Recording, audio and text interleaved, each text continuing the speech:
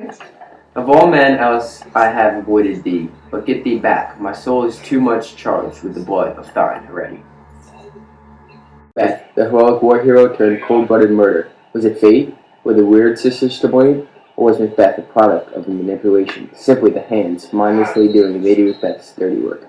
In this episode of E! True Hollywood Story, we take you through the tragic tale with exclusive interviews and expose of all the corruption, greed, power, and murder. All hail Macbeth, hail to thee, Thane of Glamis.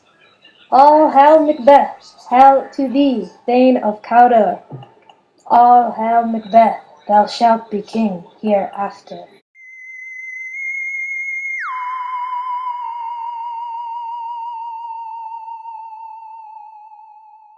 Are you really a witch? The weird sisters, hand in hand, posters of the sea and land, thus do go about, thrice to thine and thrice to mine, and thrice again to make up 9. Peace, the charm's word, up. What do you mean by that? Lesser than Macbeth and greater, not so happy, yet much happier. Next question.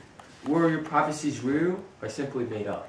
Fair is foul, and foul is fair. Hover through the fog and filthy air. Okay, I think we're done here.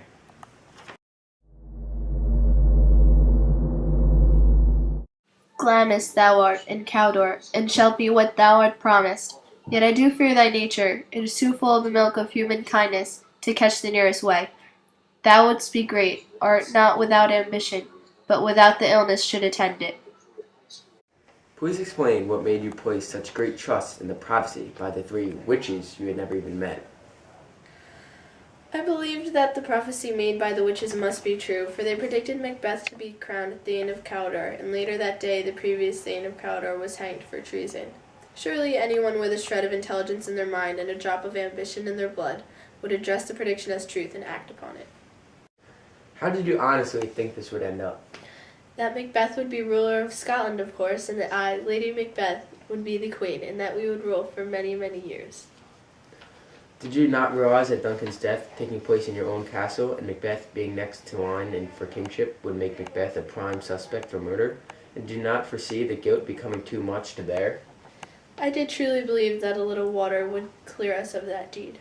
Do you believe you were too ambitious? Too ambitious? Such a phrase is not in my vocabulary.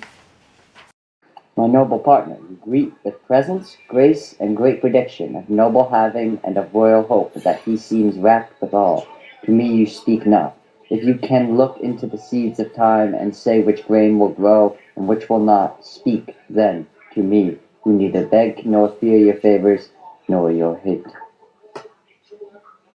Do you hate Macbeth?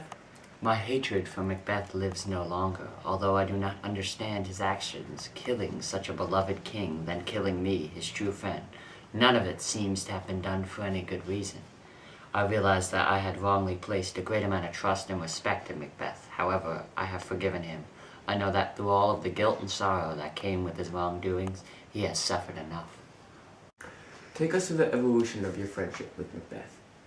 It has been quite difficult to look back and be able to identify where exactly I saw a change in him. However, I can confidently say that the prophecy made by those witches was the beginning of the end, so to speak.